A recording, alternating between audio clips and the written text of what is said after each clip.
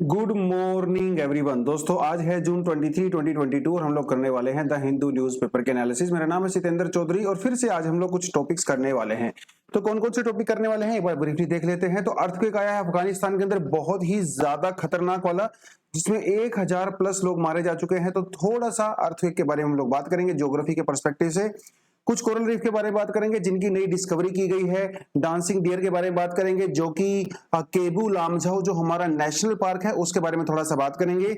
G7 और India के बारे में थोड़ा सा बात करेंगे। इंडिया और तिब्बत के बारे में भी, ये बिल्कुल नया टॉपिक है, शायद हम लोगों ने इससे पहले इसके बारे में खास बात नहीं किया है, इसके बारे में जानेंगे। स्टॉक एक्सचेंज के बारे में जानेंगे थोड़ा सा, ये भी हमारे लिए शायद नया है, अगर किया भी होगा तो बहुत समय पहले किया होगा, तो ये भी इसको मैं नई कैटेगरी में ही इंक्लूड कर देता हूं।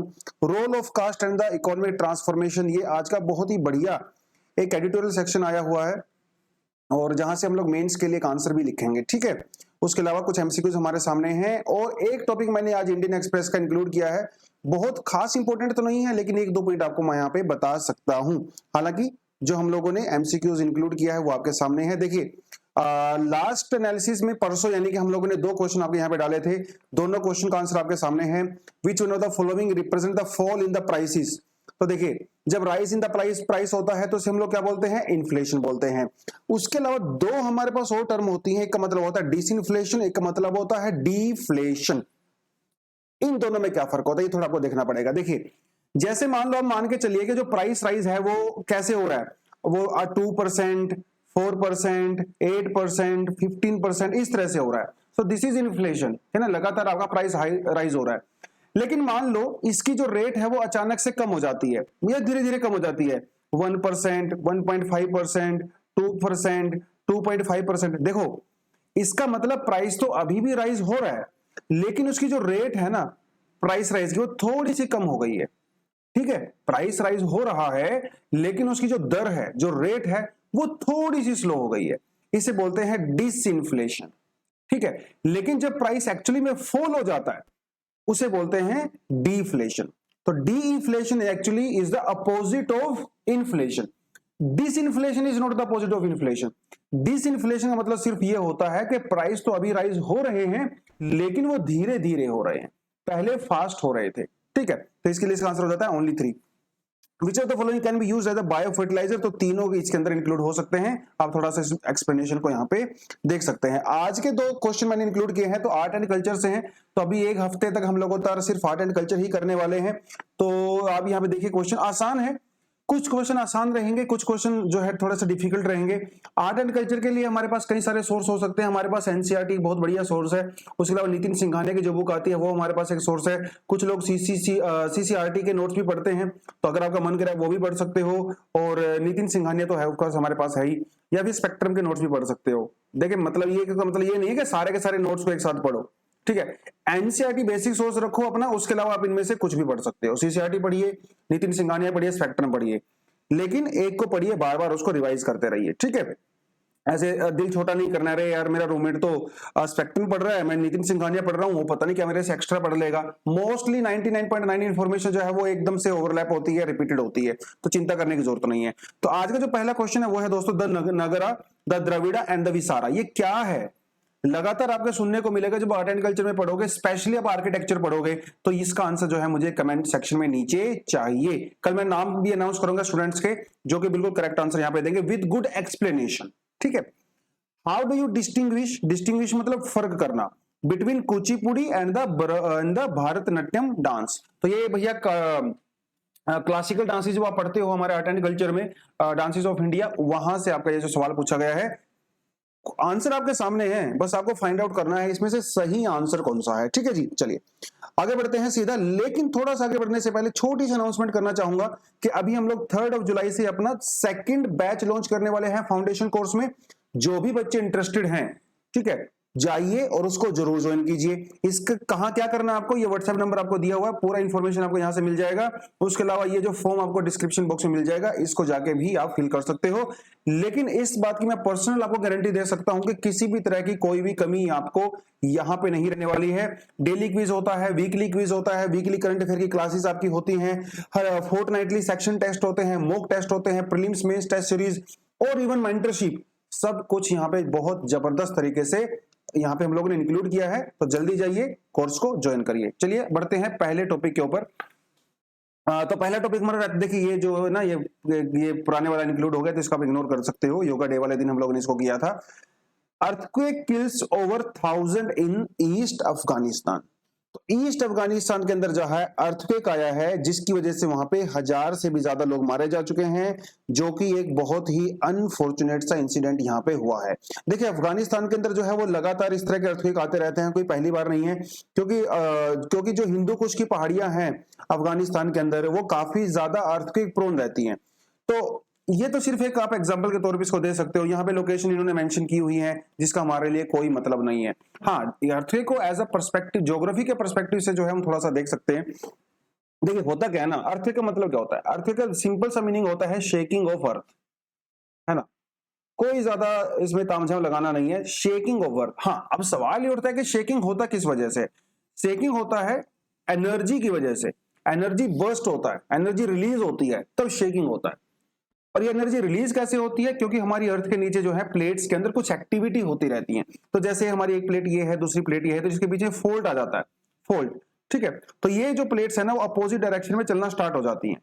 अपोजिट, एक जो है दूसरी साइड में चलती है और एक दूसरी साइड में चलती है, तो बीच में लॉकिंग हो जाती है ना, लॉकिंग। तो जब ये लॉकिंग टूटती है तो यहां से एनर्जी रिलीज होती है, और ये एनर्जी जो है चारों डायरेक्शन में चलती है भैया। 3D मतलब 3 डायमेंशनल होती है। और ये जो एनर्जी चलती है ना, किस वेव में चलती है? वेव्स की फॉर्म में चलती है, क्योंकि एनर्जी हमेशा वेव्स की फॉर्म में ही ट्रेवल करती है। जैसे एग्जांपल आपको दूं मैं, जैसे सन से जो एनर्जी आती है हमारी तरफ, वो भी तो वेव के थ्रू आती है। जैसे मान लो मैं बोल रहा हूं आपको, आप कोई भी चीज बोलते हो तो दूसरे आदमी को कैसे सुनाई देती है? क्योंकि आपके मुंह से जो एनर्जी निकलती है in the form of waves, वो दूसरे आदमी के द्वारा रिसीव की जाती है। साउंड वेव उसको हम लोग बोलते हैं, तो वेव्स के द्वारा की जाती है। जैसे हमारे पास पी वेव होती है, एस वेव होती है ना, वो सारी चीजें। खैर, तो ये जो जहां से एनर्जी एक्चुअली में रिलीज होती है उसे कहते हैं फोकस। क्या कहते हैं? फोकस। और उस फोकस से एनर्जी निकल के जब सबसे पहली बार सरफेस के ऊपर रिसीव होती है तो उसको कहते हैं एपिक सेंटर। ये बस थोड़ा सा आपको पता होना चाहिए दो टर्म्स के बारे में। एपिक सेंटर होता है सरफेस के ऊपर, और फोकस होता है बिलो सरफेस, जहां से एनर्जी निकलती है, ठीक है। ये थोड़ा सा आपको पता होना चाहिए। उसके अलावा कुछ चीजें जो है आप यहाँ पे मेंशन कर सकते हो अर्थक्वेक के बारे में। जैसे अगर मैं आपको बताऊं कि जो अर्थक्वेक को कैसे मेजर किया जाता है। देखिए यहाँ पे एक सवाल मैं आपसे पूछता हूं आपके लिए, आप मुझे ये बताइए उस इंस्ट्रूमेंट का क्या नाम क्या है जिस इंस्ट्रूमेंट का यूज करके हम लोग अर्थक्वेक को मेजर करते हैं? ठीक है, जल्दी से कमेंट सेक्शन में बताइए। हाँ, तो अर्थक्वेक को मेजर करने के दो तरीके होते हैं। पहला तरीका होता है कि उसको हम लोग मैग्नीट्यूड के हिसाब से मेजर करते हैं, मैग्नीट्यूड। दूसरा तरीका होता है उसको इंटेंसिटी के हिसाब से मेजर करते हैं। तो दो तरीके होते हैं अर्थक्वेक को मेजर करने के। अब मैग्नीट्यूड क्या होता है, इंटेंसिटी क्या होता है, ये तो कोई खास बड़ी चीज नहीं है। मैग्नीट्यूड मतलब बेसिकली कितना अमाउंट ऑफ एनर्जी उसने रिलीज किया है, उसे मैग्नीट्यूड कहते हैं। इंटेंसिटी का मतलब होता है इफेक्ट, कि जो एनर्जी रिलीज हुई है उसका इफेक्ट कितना हुआ है, उसे हम लोग इंटेंसिटी कहते हैं। तो मैग्नीट्यूड के बेसिस पे तो बहुत फेमस है, जैसे रिक्टर स्केल आप बोलते हो, तो ये मैग्नीट्यूड के बेसिस पे मेजर करता है। और दूसरा होता है हमारा मोमेंट स्केल, मोमेंट स्केल, ठीक है। क्योंकि रिक्टर स्केल के लिमिटेशंस होती हैं। जो 9 स्केल से प्लस होता है ना, उसको रिक्टर स्केल मेजर नहीं कर सकता। इसलिए क्या हुआ, एक स्पेशल हम लोगों ने अलग स्केल बनाया जिसे मोमेंट स्केल कहते हैं, जहां पे ऐसे अर्थक्वेक को मेजर किया जाता है जो कि रिक्टर स्केल से बाहर होते हैं, ठीक है। तो वो थोड़ा सा आपको यहाँ पे पता होना चाहिए। इंटेंसिटी स्केल में भी दो स्केल होते हैं, एक मैं आपको बता देता हूं, एक दूसरा मुझे कमेंट सेक्शन में बताइए। इसमें एक स्केल होता है मर्कली स्केल, ये भी आपने सुना होगा, Mercalli scale. Mercalli scale intensity scale होता है। एक और होता है इंटेंसिटी स्केल में, जो कि मैं आपसे पूछता हूं, कमेंट सेक्शन में फटाफट बताइए। मर्कली स्केल के अलावा एक और कौन सा वो स्केल होता है जिससे हम लोग इंटेंसिटी बेस्ड अर्थक्वेक को मेजर करते हैं? वैसे ज्योग्राफी का आपका बिल्कुल बेसिक सा टॉपिक होता है ये, आपको पता होना चाहिए अर्थक्वेक के बारे में। पी वेव, एस वेव क्या होता है, सरफेस वेव्स क्या होती हैं, वो आपको पता होना चाहिए।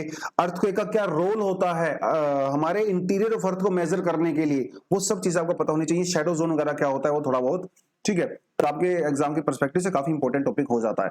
नेक्स्ट टॉपिक जो हमारे सामने होता है दोस्तों, वो कहता है 4 new coral recorded from the Indian waters. Coral का मतलब समझते हो, कोरल रीफ की हम बेसिकली यहाँ पे बात कर रहे हैं। और वैसे हमारे पास ना दो तरह के कोरल होते हैं। एक कोरल होता है हमारे पास हार्ड, और एक होता है सॉफ्ट। यूजुअली जो हम बुक्स में पढ़ते हैं ना, वो हार्ड कोरल्स के बारे में पढ़ते हैं, क्योंकि हार्ड कोरल ही रीफ बनाते हैं। सॉफ्ट कोरल जो है वो रीफ नहीं बनाते हैं, ठीक है। तो थोड़ा सा आपको बताता चलता हूं। देखिए वैसे तो ये टॉपिक बहुत बड़ा हो जाता है, इसमें 2 घंटे लगाए जा सकते हैं ज्योग्राफी के पर्सपेक्टिव से, बट ठीक है थोड़ा सा हल्का सा आपको बताता हूं, बिकॉज आई अज्यूम कि आपको थोड़ा बहुत कोरल आइडिया के बारे में आइडिया जरूर होगा। देखिए कोरल जो है ना, ये कोरल रीफ जो है बेसिकली कॉम्बिनेशन होता है, it's a mutual relationship between animal and plants. तो एक छोटा सा एनिमल हमारे पास होता है जिसे हम लोग पोलिप कहते हैं, ये बहुत ही नाजुक होता है। तो ये क्या करता है, अपने चारों तरफ एक प्रोटेक्टेड लेयर बनाता है by using the salts like carbonic acid वगैरह का यूज करके, कार्बन जो सल्फेट वगैरह का यूज करके, और जो वहां पे जो है हम लोग उसको बनाते हैं, ठीक है। तो ये पोलिप उसका सोल्ट का यूज करके एक हार्ड शेल बनाता है अपने चारों तरफ। लेकिन ये पोलिप जो है, ये तो एनिमल है ना यार, ये तो हेटेरोट्रोफ्स है ना, तो ये तो खुद फूड बना नहीं सकता। तो ये क्या करता है, वहां पे एक जूजेंथली होता है, जूजेंथली जो कि प्लांट होता है, एक अलगे होता है, टाइप ऑफ अलगे होता है, इसकी हेल्प लेता है, क्योंकि अलगे तो ऑटोट्रोफ्स होते हैं तो खुद का फूड बना सकते हैं। तो ये दोनों क्या कर लेते हैं, अपने आपस में दोस्ती कर लेते हैं, ठीक है। तो दोस्ती करने से क्या होता है, जूजेंथली इसको न्यूट्रिशन प्रोवाइड कराता है और पोलिप इसको क्या प्रोवाइड करता है, शेल्टर प्रोवाइड कराता है। तो दोनों की दोस्ती हो जाती है, दोनों आराम से फलते फूलते हैं, खेलते कूदते हैं। लेकिन धीरे धीरे क्या होता है, जब ये पोलिप मर जाता है, इस पोलिप, अब पोलिप तो मर गया, क्योंकि कोई भी चीज दुनिया में अजर अमर तो है नहीं, पोलिप मर जाता है, लेकिन इसके ऊपर जो हार्ड शेल होता है, हार्ड शेल जो होता है, जो कैल्शियम सल्फेट वगैरह का बना रहता है, ये वहीं पे रह जाता है। तो over a period of time, millions of years के बाद, ये धीरे धीरे जो है एक रीफ बनाना शुरू कर देता है, एक चबूतरा टाइप का, जिसे हम लोग कोरल रीफ कहते हैं। ये तो सिंपल सिंपल सी चीजें हो गई। इंडिया में कोरल रीफ कहां कहां पाए जाते हैं, आप क्लियरली यहां पे देख सकते हो, एग्जाम में और यूपीएससी में सवाल पूछा जा चुका है। अंडमान निकोबार में पाए जा चुके हैं, लक्षद्वीप में पाए जाते हैं। लक्षद्वीप तो पूरे का पूरा हमारा कोरल आइलैंड ही होता है, ठीक है। उसके अलावा गल्फ ऑफ मन्नार में पाए जाते हैं, पाक बे के अंदर। उसके अलावा जो है यहाँ पे बॉम्बे वाले इस कोस्ट पे पाए जाते हैं, गल्फ ऑफ कच्छ में पाए जाते हैं। कुछ लोकेशन के नाम मैंने यहाँ पे ऑलरेडी दे दिए हैं, आप क्लियरली देख सकते हो, ठीक है, आप यहाँ से पढ़ लीजिएगा। उसके अलावा coral patches are found in Ratnagiri, Malvan, Redi, south of Bombay and the Gaveshani bank west of Mangalore. ये आपके लिए ज्यादा इंपॉर्टेंट है, क्योंकि देखिए मेजर साइट तो सब लोग याद करते हैं, जो स्मॉल साइट होती है ना, छोटी छोटी साइट, वहां से सवाल एग्जाम में पूछा जाता है। Coral also occur on the eastern coast between the Parangipettai, जिसे पोर्टो नोवो भी बोलते हैं, south of Cuddalore and the Pondicherry, यहाँ पे भी पाए जाते हैं इस रास्ते में। Among island coral, Andaman Nicobar, Lakshadweep तो नॉर्मल सी चीज हो गई। तो this is the distribution the coral in India. ये लोकेशन बिल्कुल इंपॉर्टेंट है, बार बार बता रहा हूं, सवाल डायरेक्टली यहीं से आएगा, ठीक है। अब ये न्यूज में क्यों है, न्यूज में इसीलिए है क्योंकि 4 नई स्पीसीज जो है वो खोज ली गई है कोरल्स की इंडियन वाटर्स के अंदर, ठीक है। लेकिन यहाँ पे मजेदार ये चीज है, देखो यूजली जो कोरल्स होते हैं ना, वो शैलो वाटर में पाए जाते हैं, क्योंकि शैलो वाटर में सनलाइट होता है और जूजेंथली सनलाइट का यूज करके आराम से फोटोसिंथेसिस कर सकता है। लेकिन कुछ कोरल जो है वो डीप वाटर्स के अंदर भी पाए जाते हैं। तो ये जो नए कोरल हम लोगों ने खोज किया है, ये 200 मीटर से लेके 1000 मीटर के बीच में पाए जाते हैं। ये आपको थोड़ा सा पता होना चाहिए, क्योंकि इसके बारे में थोड़ी सी यूनिक चीज है। इसमें एक और यूनिक चीज है, जो मैंने आपको ये रिलेशन बताया ना, जो नए स्पीसीज हैं इनके अंदर ये रिलेशन काम नहीं करता है। इन्हें कहा जाता है ए जूजेंथले। देखिए मैंने आपको जूजेंथले बताया था, अगर किसी की चीज का हम लोग ए लगा देते हैं ना, तो वो नेगेटिव हो जाती है ना, नेगेटिव हो जाती है। जैसे सिम्टोमेटिक, एसिम्टोमेटिक, है ना, सिम्टोमेटिक जिसके अंदर सिम्टम्स होते हैं, एसिम्टोमेटिक जिसके अंदर सिम्टम्स नहीं होते हैं। तो ए जूजेंथली है, ये ए लिखा हुआ है इसके अंदर। तो इसका मतलब ये है कि यहां वाले जो कोरल्स हैं वो जूजेंथली के ऊपर डिपेंड नहीं करते हैं भैया, लेकिन उनको न्यूट्रिशन तो चाहिए। न्यूट्रिशन कैसे करते हैं वो लोग न्यूट्रिशन का यूज करते हैं प्लैंक्टन्स का यूज करके। तो ये वाले कोरल थोड़े से डिफरेंट होते हैं, वो जूजेंथली के ऊपर डिपेंड नहीं करते, वो प्लैंक्टन्स के ऊपर डिपेंड करते हैं। ये थोड़ा सा आपको पता होना चाहिए। और ये जो पूरी की पूरी डिटेल उन्होंने लिखी है, वो लिखी है थैलासस के अंदर। थैलासस जो है बेसिकली इंटरनेशनल जर्नल होता है, वहां पे ये पूरी की पूरी डिस्कवरी को वहां पे लिखा गया है, ठीक है। 4 वैरायटी कौन कौन सी हैं आप क्लियरली यहाँ पे देख सकते हो इनका नाम।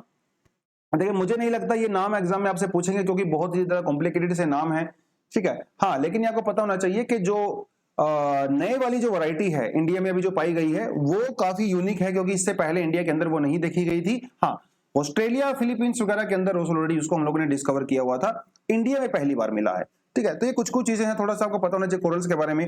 देखिए न्यूज़पेपर एनालिसिस में यार हम लोग बहुत सारी चीजें नहीं करवा सकते है ना, एक लिमिटेशंस होती है, हमारे पास टाइम की लिमिट होती है, एक टॉपिक के लिए 4-5 मिनट हमारे पास मैक्सिमम होती है। बट कोरल एक बहुत इंपॉर्टेंट टॉपिक होता है, बहुत बहुत इंपॉर्टेंट।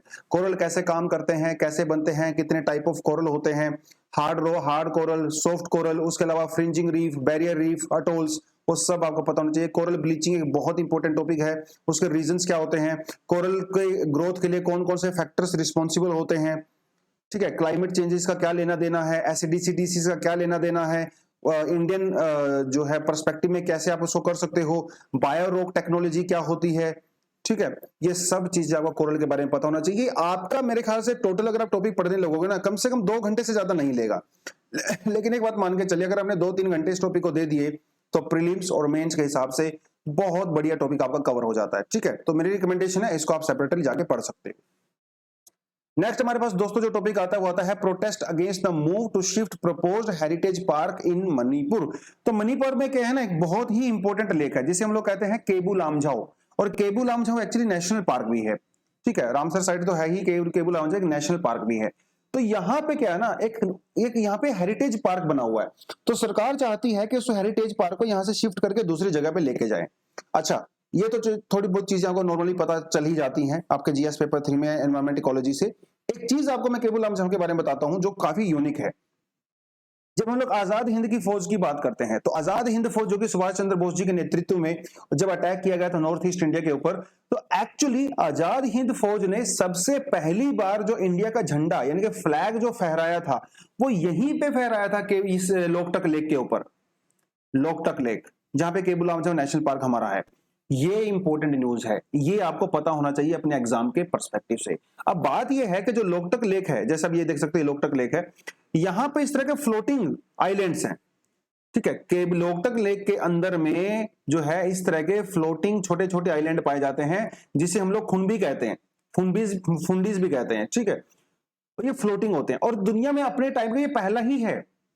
ठीक है, लार्जेस्ट फ्लोटिंग आइलैंड है भैया दुनिया का ये, और यहाँ पे पाए जाते हैं बड़े ही यूनिक तरह के डियर्स जिसको हम लोग डांसिंग डियर भी कहते हैं। कई सारे नाम हैं इसके। ठीक है, सांगाई इसको कहा जाता है जो कि मणिपुर का स्टेट एनिमल भी है। राइट, इसे जो है एल्स डियर भी कहते हैं, सांगाई कहते हैं, थमीम भी कहते हैं, डांसिंग डियर भी कहते हैं। थोड़ा बहुत एग्जाम में आपसे पूछ सकता है क्योंकि आजकल ये न्यूज में है। और IUCN का जो स्टेटस है वो इसका एंडेंजर्ड है, क्रिटिकल एंडेंजर्ड नहीं है, लेकिन इंडिया का जो वाइल्ड लाइफ प्रोटेक्शन एक्ट है उसमें इसको शेड्यूल 1 के अंदर इंक्लूड किया गया है, मतलब हाईएस्ट प्रोटेक्शन इसको दिया गया है। तो थोड़ा बहुत आपको ये सब चीजें पता होनी चाहिए एग्जाम के पर्सपेक्टिव से। हाँ, लेकिन दिक्कत यहाँ पे ये है कि सरकार उस हेरिटेज को शिफ्ट करना चाहती है ताकि सरकार, देखिए सरकार का मतलब ये है, सरकार कहना चाहती है कि इसकी वजह से एक तो ये जो सांगाई डियर है उनकी हम लोग प्रॉपर तरीके से प्रोटेक्ट कर सकते हैं। एक तो प्रोटेक्शन के चक्कर में, क्योंकि देखो जो लोकटक लेक है ना, लोकटक लेक में लोग वहां पे हजारों साल से फिशिंग कर रहे हैं, लेकिन उसकी वजह से क्या होता है ना, बहुत सारे लोग उसका पोचिंग भी करते हैं, इस डियर का मार वार देते हैं उसको।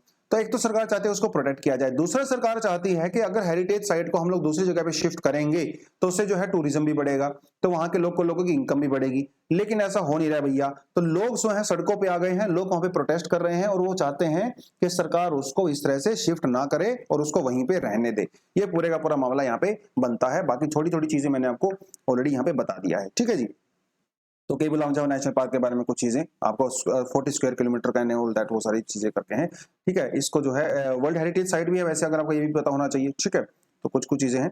चलिए आगे बढ़ते हैं। नेक्स्ट हमारे पास है, मोदी जी अटेंड करने वाले हैं G7 समिट को जो कि होने वाला है जर्मनी के अंदर। लेकिन क्या इंडिया G7 का मेंबर है? नहीं है भैया, हम लोग जो है ऑब्जर्वर स्टेटस भी नहीं है बेसिकली, लेकिन इनवाइट तो किसी को भी किया जा सकता है। तो मोदी जी को इनवाइट किया गया है क्योंकि G7 कंट्री के साथ हमारे रिश्ते काफी ज्यादा अच्छे हैं। ठीक है, वैसे पहले G8 हुआ करता था, लेकिन इसमें से रशिया को निकाल के बाहर फेंक दिया क्योंकि 2014 में जब उसने क्रीमिया के ऊपर अटैक किया था, तो ये G7 हो गया था।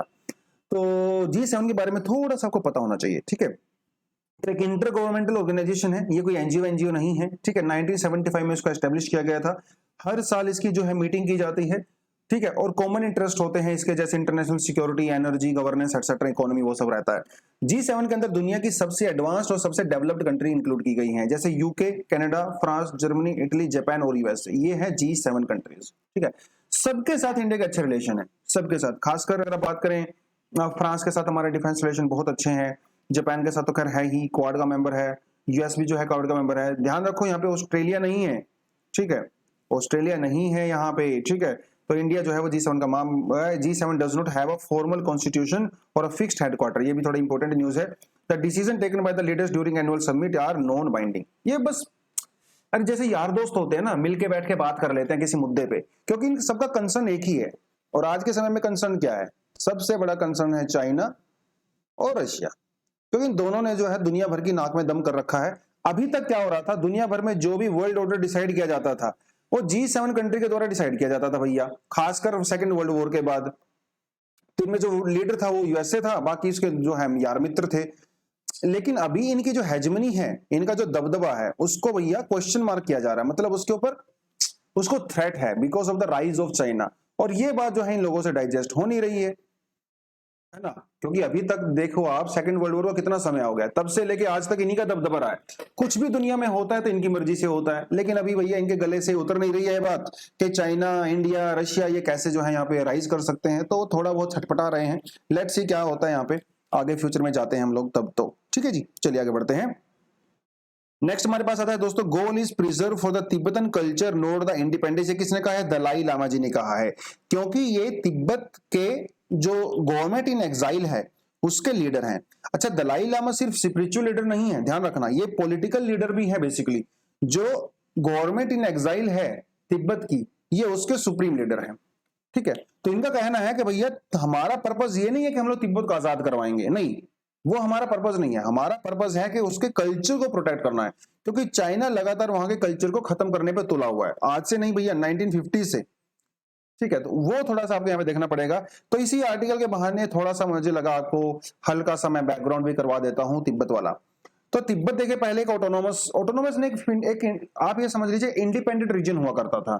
अभी जो है वो तिब्बत ऑटोनोमस रीजन है, लेकिन वो नाम को ऑटोनोमस है, मोस्टली कंट्रोल तो वहां पे सारी एक्टिविटी चाइना ही करता है ना। तो और अगर आप देखें हिस्टोरिकली इंडिया और चाइना, तो ये बीच में जो तिब्बत रीजन है ये हमारा एग्जैक्टली नेबर हुआ करता था। चाइना हमारा नेबर नहीं हुआ करता था भैया, चाइना तो जबरदस्ती बन गया, तिब्बत हमारा नेबर हुआ करता था। ठीक है, और हमारे बीच में जो है अग्रीमेंट भी हुआ था, जिसे शिमला अग्रीमेंट कहा जाता है। 1914 में शिमला अग्रीमेंट हुआ था, किसके बीच में? ब्रिटिश इंडिया के बीच में, चाइना के बीच में और तिब्बत के बीच में, जिसमें हम लोगों ने मैकमोहन लाइन वगैरह वो सब यहाँ पे डिसाइड की गई थी। लेकिन बाद में भैया चाइना ने कहा कि मैं मैकमोहन लाइन को नहीं मानता हूं। तो 1950s में चाइना ने पूरी तरह से तिब्बत को अनेक्स कर लिया था और ये कहा कि हम लोग मैकमोहन लाइन को नहीं मानेंगे। तो ये कुछ चीजें वहां पे हैं। 1954 में India sign agreement with China, और इंडिया ने भैया चाइना तिब्बत को चाइना का ऑफिशियल पार्ट मान लिया था। यहां पे मुझे लगता है हमसे थोड़ी सी गलती हुई, ज्यादा तो नहीं, थोड़ी सी गलती हुई थी। क्योंकि उसके बाद जो है देखिए हिंदी चीनी भाई भाई उन दिनों ये बड़ा नारा चलता था, तो इंडिया को लगा चलिए ठीक है, चाइना के साथ रिलेशन हमारे अच्छे हो जाएंगे, वो सारी करके। फिर 1962 में जो चीजें हुई आपको पता ही है ना। चाइना कोई बहुत अच्छा दोस्त नहीं है ना, वो पीठ में छुरा घोंपने वाली बात है, तो जो हमारे साथ घोंपा गया। तो 1954 में तिब्बत के जो लोग थे वो खड़े हो गए चाइना के अगेंस्ट में, अपराइजिंग उन्होंने किया। ये कहानी बड़ी इंटरेस्टिंग है, अगर आप कभी पढ़ना चाहो इंटरनेट वगैरह पे, तो यूएसए का वहां पे काफी रोल हुआ करता था उस समय पे। तो तिब्बत के अंदर जो लोग लड़ रहे थे चाइना के अगेंस्ट में, यूएसए से भरपूर उनको पैसा मिलता था, वेपन्स वगैरह मिलते थे, वो एक अलग कहानी है।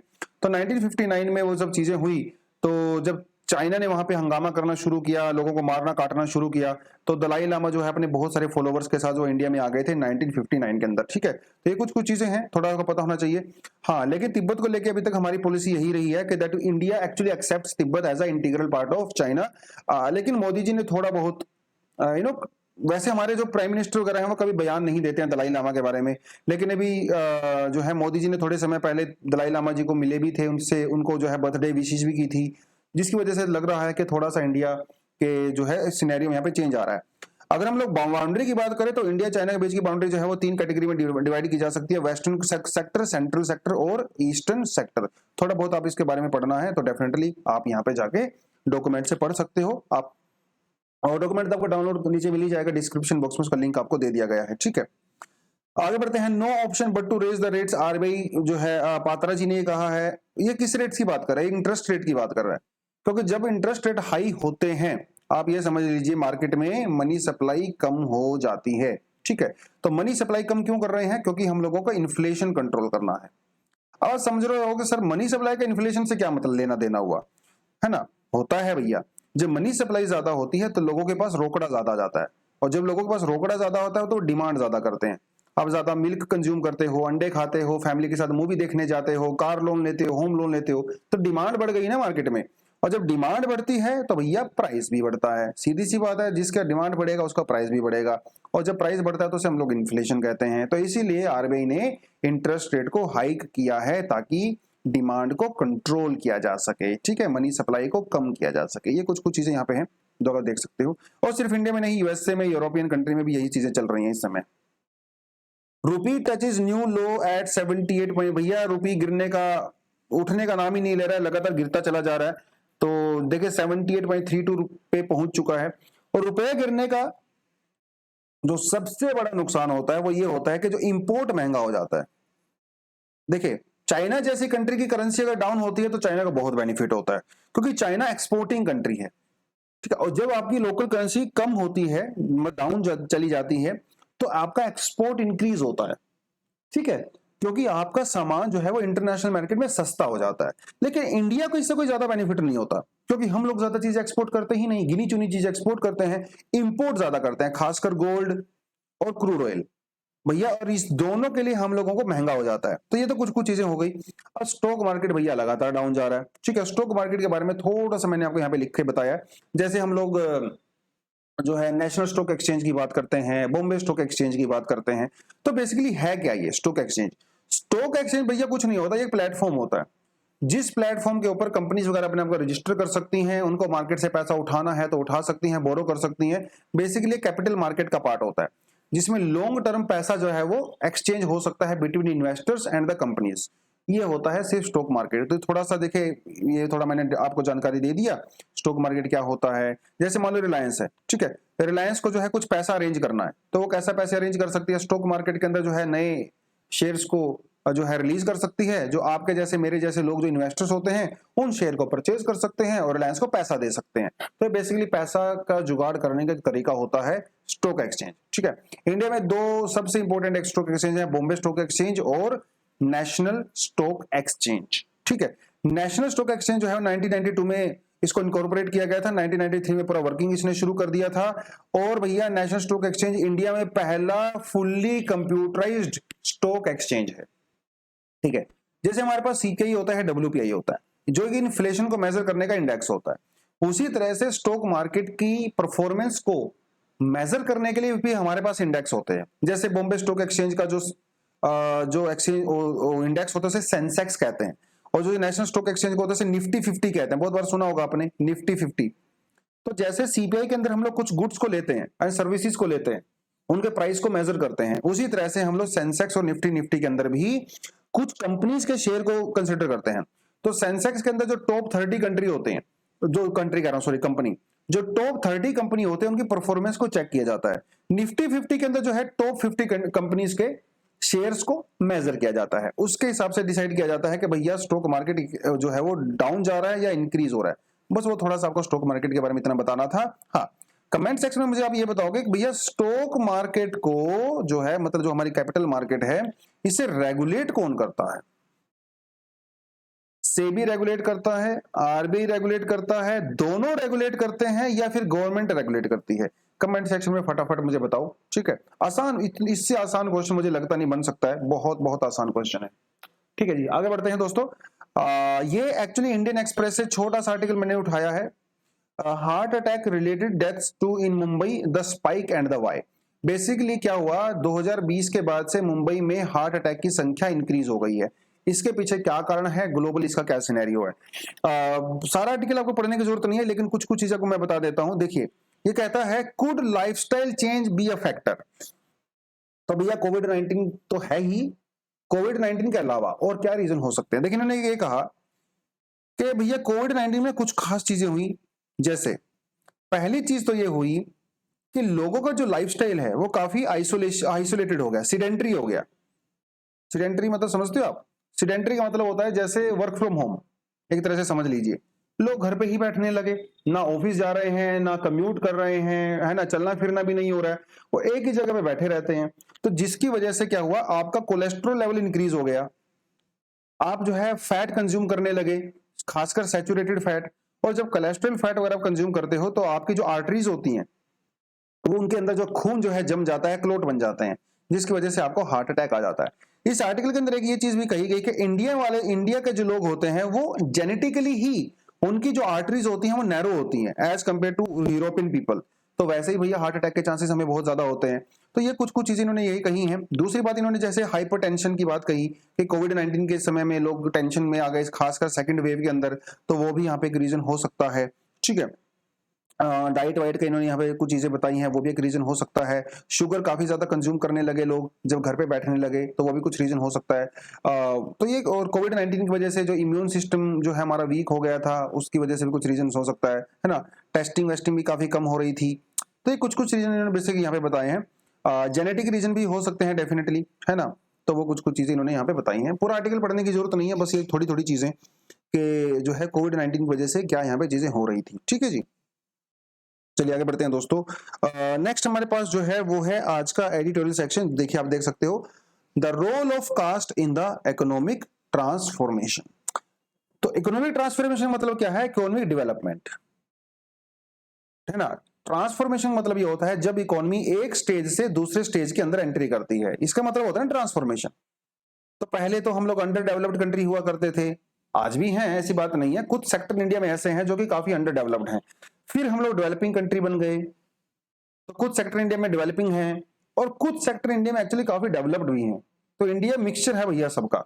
तो इसे कहा जाता है इकोनॉमिक ट्रांसफॉर्मेशन, है ना। जैसे ब्रिटिश समय में हमारी इकोनॉमी कुछ और हुआ करती थी, है ना। 1947 से लेके 1990 तक हमारी इकोनॉमी कुछ और हुआ करती थी।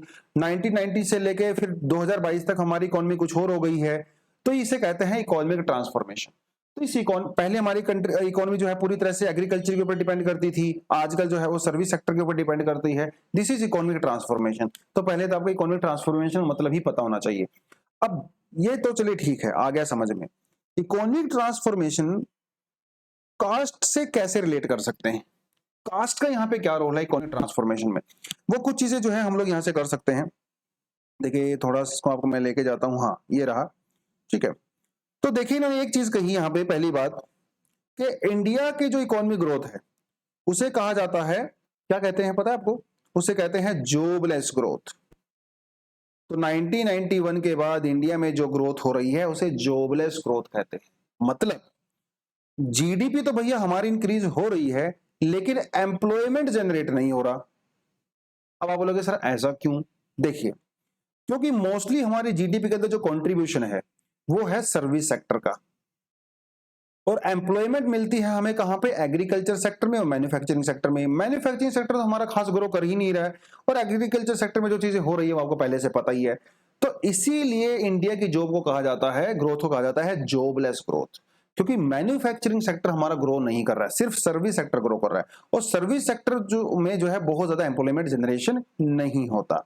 अब ये सारी सारी चीजें ठीक है। अब इसका मैनिफेस्टेशन क्या है, कैसे पता चलता है? देखिए फार्म लॉस, अग्निपथ प्रोग्राम, ये क्या दिखाते हैं? ये डिसकंटेंट दिखाते हैं। डिसकंटेंट मतलब लोग नाराज हैं। ऊपर ऊपर से देखने में लगता है कि हमारी जीडीपी ग्रो कर रही है, लेकिन अब थोड़ा सा अंदर जाओगे ना आपको पता लगेगा कि भैया लोग काफी नाराज हैं, उनके पास काम धंधा नहीं है। रिजर्वेशन के लिए लेके जो चीजें होती हैं, Maratha reservation, Jat reservation, Gujjar reservation, ये क्या क्या दिखाते हैं? पटेल रिजर्वेशन गुजरात के अंदर हो रहा है जो पाटीदार वाला, ये यही दिखाता है कि भैया लोगों के पास काम धंधा नहीं है। अब यहाँ पे कास्ट का क्या रोल है? इनका कहना है कि देखिए जब हम लोग जॉब्स की बात करते हैं, जब हम लोग इकोनॉमिक ट्रांसफॉर्मेशन की बात करते हैं, जीडीपी की बात करते हैं, कास्ट को हमेशा ही इंक्लूड किया गया है, और सॉरी एक्सक्लूड किया गया है। कास्ट को हम लोग इंक्लूड नहीं करते, ठीक है। तो इकोनॉमिक ट्रांसफॉर्मेशन और कास्ट के बीच में बिल्कुल गहरा रिश्ता है। कास्ट एक्चुअली इकोनॉमिक ट्रांसफॉर्मेशन के बिल्कुल सेंटर में होती है, जिसको हम लोग यूजुअली इग्नोर कर देते हैं। देखिए यहां से समझाता हूं आपको, ठीक है। Caste is ignored as the transformation. तो यहां पे बेसिकली तीन डायमेंशन इन्होंने यहां पे कवर की हैं। तीन डायमेंशन देखिए, किसी भी कंट्री की जो ग्रोथ होती है वो तीन चीजों के ऊपर डिपेंड करती है: लैंड ओनरशिप, एजुकेशन और एंट्री बैरियर। अब इन तीनों को हम लोग कास्ट से रिलेट करेंगे। जब हम लोग कास्ट की बात करते हैं तो भैया उनके पास लैंड ओनरशिप तो है ही नहीं, क्योंकि ब्रिटिश लोगों ने हमारे यहाँ पे सिस्टम ही ऐसा बना दिया था। जब ब्रिटिशर इंडिया में आए, उन्होंने लैंड रिफॉर्म करा इंडिया में किए, जिसे जमींदारी वगैरह सब हम लोग कहते हैं, तो वो कास्ट बेस्ड थे। कुछ खास कास्ट को ही ब्रिटिश लोगों ने लैंड दिया था। जो कि काफी पावरफुल कास्ट हुआ करते थे। बाकी जो लोअर कास्ट थी वो बेचारे लेबर बन के रह गए, ना उनको जमीन मिली ना उनको पावर मिली। और वो जो ब्रिटिश समय के अंदर जो ट्रेंड चल रहा था वो आज भी कंटिन्यू है। तो सबसे बड़ी बात तो ये हुई। अब बाद में जब ग्रीन रेवोल्यूशन हुआ तो इसका किसको बेनिफिट हुआ? तो हायर कास्ट को बेनिफिट हुआ, लोअर कास्ट को तो बेनिफिट हुआ नहीं। या फिर थोड़ा बहुत बेनिफिट किसको हुआ? जो मिडिल कास्ट थी, थोड़ा बहुत है ना, उनको हुआ, मिडिल कास्ट को। खासकर अगर आप बात करें जो साउथ इंडिया वगैरह में, जो ओबीसी बेसिकली मैं बात कर रहा हूं, तो ग्रीन रेवोल्यूशन का बेनिफिट किसका हुआ? मेजरली हुआ हायर कास्ट को या फिर थोड़ा बहुत ओबीसी कास्ट को। लोअर कास्ट को यहां पे कोई बेनिफिट नहीं हुआ। फिर बात करते हैं पोस्ट 1990 की। 1990 के बाद क्या हुआ? 1990 के बाद जो है थोड़ा बहुत जब रिजर्वेशन दिया गया, जैसे मंडल कमीशन की हम लोग बात करते हैं, तो जिसे हम लोग पॉजिटिव डिस्क्रिमिनेशन भी बोलते हैं, रिजर्वेशन बोलते हैं, इससे लोअर कास्ट को थोड़ा बेनिफिट तो जरूर हुआ, डेफिनेटली हुआ, लेकिन लैंड ओनरशिप उनके पास अभी भी नहीं थी और आज भी नहीं है। जब इंडिया ने आजादी के बाद लैंड रिफॉर्म किए तो लैंड रिफॉर्म भी मोस्टली इंडिया में तो वो जो है फेल ही हो गए। वेस्ट बंगाल, जम्मू कश्मीर वगैरह को छोड़ दो, अगर आप केरला को छोड़ दो, तो लैंड रिफॉर्म भी नहीं हो पाए इंडिया में। तो पहली बात है कि लोअर कास्ट के पास लैंड नहीं है, तो जब लैंड नहीं है तो भैया ट्रांसफॉर्मेशन वैसे भी नहीं हो पा रहा है। दूसरी बात है यहाँ पे एजुकेशन की। ब्रिटिश लोगों ने क्या किया, जब इंडिया में इंग्लिश एजुकेशन को इंट्रोड्यूस किया तो कुछ खास लोगों के हाथ में ही एजुकेशन था, जिसे हम लोग एलीट क्लास कहते हैं। उन लोगों को ही एजुकेशन मिलती थी, बाकी लोगों को एजुकेशन नहीं मिलती थी। पहली बात तो ये। दूसरी बात ये, आजादी के बाद क्या हुआ? आजादी के बाद जो इंडिया में एजुकेशन के ऊपर फोकस किया गया वो मेजरली हाई कास्ट के हायर एजुकेशन के ऊपर फोकस किया गया। और हायर एजुकेशन में भैया जब तब जाओगे ना जब आपको लो एजुकेशन मिलेगा। अरे भैया जब आप स्कूल और कॉलेज ही स्कूल को ही पास नहीं करोगे तो भैया हायर एजुकेशन में कैसे जाओगे? सीधी सी बात है। तो हायर एजुकेशन में भी वही लोग जा रहे थे जो एलीट थे। पहले ही एजुकेशन में एलीट लोगों का अधिकार था और हायर एजुकेशन में वही जा रहे हैं। यहां पे इंडिया को समस्या हो गई। जब हम लोग चाइना का एग्जांपल लेते हैं, चाइना ने हायर एजुकेशन की बजाय ग्रास रूट एजुकेशन के ऊपर फोकस किया, ग्रास रूट स्किल के ऊपर फोकस किया, इसीलिए चाइना ने मैन्युफैक्चरिंग सेक्टर के अंदर इतनी तरक्की की। इंडिया में जो है बेसिक एजुकेशन को नेग्लेक्ट किया गया। हाँ, अभी आप कह सकते हो कि हम लोगों ने सर आर्टिकल 21A इंट्रोड्यूस किया है जिसमें 6 से 14 साल के बच्चों को कंपलसरी एजुकेशन दिया गया है। वो तो अब किया है ना, और इसकी हालत क्या है आपको सबको पता है। गवर्नमेंट स्कूल में जो है एजुकेशन का क्या लेवल होता है, तो प्राइवेट स्कूल में जहां पे एजुकेशन का लेवल ठीक ठाक होता है वहां पे पूरा अधिकार किसका है? एलीट क्लास का, जो पैसा अफोर्ड कर सकते हैं। तो रूरल एंटरप्रेन्योरशिप हमारे यहाँ पे डेवलप नहीं हो पाया, जो कि चाइना के अंदर डेवलप हुआ। एक्चुअली चाइना की ग्रोथ का रीजन ही यही है कि वहां पे रूरल एंटरप्रेन्योरशिप डेवलप हुआ है, और हमारे यहाँ पे रूरल एंटरप्रेन्योरशिप डेवलप नहीं हुआ। आज भी लोग जो है एग्रीकल्चर में, मनरेगा वगैरह में काम कर रहे हैं, स्किल तो डेवलप कर ही नहीं रहे हैं। और भैया जब स्किल डेवलप नहीं होगा, ह्यूमन रिसोर्स डेवलप नहीं होगा, तब कैसे जॉब जनरेट करोगे? यहाँ पे बहुत बड़ी समस्या है। तो कास्ट को एजुकेशन में भी इग्नोर किया गया, कास्ट को जो है लैंड में भी इग्नोर किया गया। तीसरी चीज होती है एंट्री बैरियर। एंट्री बैरियर, अब यहाँ पे देखिए समझने वाली बात है। अब जिसके पास एग्रीकल्चर था, मान लो यहाँ पे एक आदमी है जिसका नाम है राम। अब राम के पास जो है लैंड ओनरशिप है, ग्रीन रेवोल्यूशन से उसको बहुत बेनिफिट हुआ। लेकिन जब राम एग्रीकल्चर से बिजनेस के अंदर शिफ्ट होने लगा तो इसको बिजनेस के अंदर शिफ्ट नहीं होने दिया गया, क्योंकि वहां पे एंट्री बैरियर थे। क्योंकि जो बिजनेस है ना वो कुछ खास लोगों के द्वारा ही कंट्रोल किया जाता है इंडिया में, कुछ खास लोगों के द्वारा। तो जब भैया जब एग्रीकल्चर सेक्टर को ही इन्वॉल्व नहीं किया गया बिजनेस में, तो आप क्या समझते हो, लोअर कास्ट को तो बिजनेस में अपॉर्चुनिटी मिलेगी क्या? कतई नहीं मिलेगी भैया, एंट्री ही नहीं होने दे रहे हैं हम आपकी। तो जो मॉडर्न इंडस्ट्री है ना, जिसमें हम लोग मैन्युफैक्चरिंग की बात करते हैं, सर्विस सेक्टर की बात करते हैं, आईटी की बात करते हैं, डिजिटल की बात करते हैं, तो यहां पे ना तो लोअर कास्ट जा पाए और ना ही एग्रीकल्चर कास्ट जा पाई। क्योंकि 1990s के बाद एक्चुअली क्या हुआ, एग्रीकल्चर सेक्टर भी हमारा डाउन जा रहा है। देखिए 1960 से लेके 1990 का जो दौर था वो इंडिया में एग्रीकल्चर सेक्टर का दौर था, जब ग्रीन रेवोल्यूशन टॉप पे था। 1990 के बाद जो है इंडिया में मैन्युफैक्चरिंग सेक्टर और सर्विस सेक्टर ने ग्रो करना शुरू किया, जिसमें लोअर कास्ट और एग्रीकल्चर क्लास दोनों को ही बेनिफिट नहीं हुआ। क्योंकि यहाँ पे कुछ खास लोगों, टाटा बिरला अंबानी का ही अधिकार यहाँ पे था, जो आज भी नजर आ रहा है। तो रिस्ट्रिक्शंस बहुत सारी हैं। एग्रीकल्चर से नॉन एग्रीकल्चर सेक्टर में लोग शिफ्ट नहीं हो पाए अनफॉर्चुनेटली, जिसकी वजह से एम्प्लॉयमेंट भी जनरेट नहीं हो पाई, और लोअर कास्ट जो है आज भी सबसे बैकवर्ड क्लास हमारे यहाँ पे मानी जाती है। हाँ, साउथ इंडिया में थोड़ा बहुत आपको फर्क नजर आ सकता है, क्योंकि साउथ इंडिया में क्या है ना, जो वैश्य क्लास थी, जो बिजनेस क्लास थी, वो इतनी ज्यादा डेवलप नहीं थी। तो जब 1990 के बाद जब नया दौर आया तो साउथ इंडिया में लोअर कास्ट ने और ओबीसी ने भी थोड़ा बहुत तरक्की किया है बिजनेस सेक्टर में। नॉर्थ इंडिया में और वेस्ट इंडिया में डिफरेंट बिल्कुल सिनेरियो अलग है। वहां पे आज भी उन्हीं कास्ट का डोमिनेंस है बिजनेस के अंदर जिनका 50 साल पहले 100 साल पहले हुआ करता था। तो कास्ट को जो है हर सेक्टर में इग्नोर किया गया, चाहे आप लैंड ओनरशिप की बात करो, चाहे आप एजुकेशन की बात करो, चाहे बिजनेस की बात करो। तो अगर इंडिया को तरक्की करनी है, अगर डेवलपमेंट करनी है, तो कास्ट को अपलिफ्टमेंट करना पड़ेगा। कास्ट को जो है इन तीनों जगह पे उनको उनका प्रॉपर रोल देना पड़ेगा, तभी जाके इंडिया में प्रॉपर तरीके से डेवलपमेंट हो सकती है। ये जो है यहाँ पे प्रॉपर कंक्लूजन आप निकाल सकते हो। कुछ कॉन्स्टिट्यूशनल प्रोविजंस वगैरह या सुप्रीम कोर्ट का कुछ वर्डिक्ट हुआ या कोई केस स्टडी है वो आप दे सकते हो, ठीक है। तो यहाँ पे हम लोग मेंस के आंसर लिख सकते हैं, discuss the significance and the role of caste in economic transformation of India in evolutionary term. Evolutionary term का मतलब यह है कि ब्रिटिश इंडिया से लेके या उससे भी पहले आप जो है उसको मॉडर्न समय तक बताइए, है ना। ब्रिटिश इंडिया से पहले क्या था कास्ट का रोल, ब्रिटिश के दौरान क्या हुआ, ब्रिटिश के बाद क्या हुआ, 1990s तक क्या हुआ, 1991 के बाद क्या हुआ, ये कुछ कुछ चीजें आप जो है डेफिनेटली यहाँ पे मेंशन कर सकते हो। तो इस तरह से हमारा एक बढ़िया प्रॉपर आंसर बन जाएगा। आप इसको 250 वर्ड में भी लिख सकते हो अगर आपको लगता है कि आपके पास कंटेंट कम है, और अगर कंटेंट आपके पास प्रॉपर है तो थोड़ा सा 150 वर्ड में भी लिख सकते हो, ठीक है। तो ये है दोस्तों आज की पूरी एनालिसिस। आई होप आपको मजा आया होगा, मुझे तो बहुत मजा आया करने में। आज कुछ नई नई चीजें हम लोगों ने सीखी, और इसी के साथ आज का सेशन हम लोग ओवर करते हैं। Thank you very much, all the best, जय हिंद।